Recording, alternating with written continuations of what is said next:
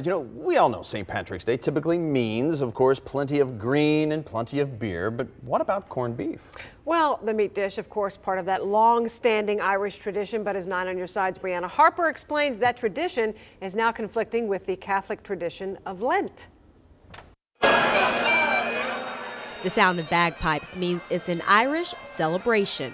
Since I was a young girl, we've always celebrated St. Patrick's Day. My father was part Irish. Green beer, green leprechaun hats, and for some, the traditional Irish meal of corned beef and cabbage. St. Patty's Day is a day to celebrate, and whether that means drinking some beer or eating a little corned beef, I'm fine with it. But every 7 years, this tradition overlaps with another tradition Catholics know as Lent, a time when they refrain from eating meat, specifically on Fridays. Growing up, we would always have like cheese pizza or fish, and then even in like my adult hood, we do not eat meat on Fridays. But throughout the tri-state, there's a divide on whether or not eating meat on St. Patrick's Day, specifically the traditional Irish corned beef, could be an exception.